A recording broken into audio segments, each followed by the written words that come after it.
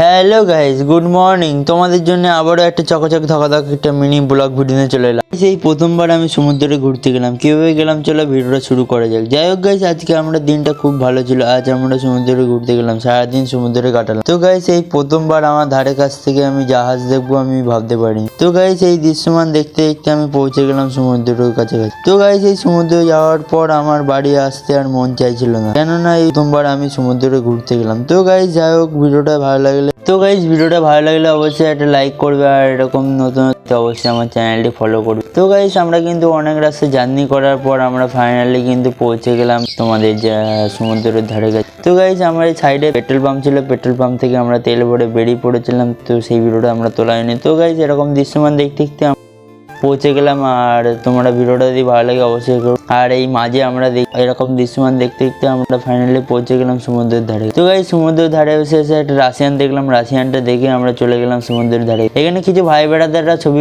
তুলছিল গাইস, এই সব কাজ করছে। গাইস, সামনে কিন্তু সমুদ্র ছিল, আমরা সমুদ্রের ধারে কাছে প্রায় পৌঁছে গিয়েছিলাম। তো গাইস, দেখবো আমরা সমুদ্রে গিয়ে কি কি করে। তো গাইস, আমি ভাবছিলাম চান করবো, কিন্তু আমি কিন্তু কোনো জামা প্যান্ট নিয়ে যাইনি বলে আমরা চান করি না। আর এখানে ছোট একটা ভাই বেড়াদার আমাদের তোমার ছবি তুলছিল বা কোনো ভিডিও কল করে কারো হচ্ছে দেখাচ্ছিল। তো গাইস, আমি ফাইনালি কিন্তু সমুদ্রে চলে গেলাম। আর সমুদ্র দৃশ্যমানটা কেমন লাগছে অবশ্যই কমেন্টে জানাবে। তো গাইস, আজকে ভিডিওটা এই পর্যন্ত, পরে নেক্সট ভিডিও আবার দেখা হবে। তো গাইস, ভিডিওটা ভালো লাগলে অবশ্যই একটা লাইক করবে, আর তোমাদের ভালোবাসায় আমি অনেক দূরে এগিয়ে এসেছি। তো গাইস, তোমরা একটু সাপোর্ট করে দিলে আমি আরো দূরে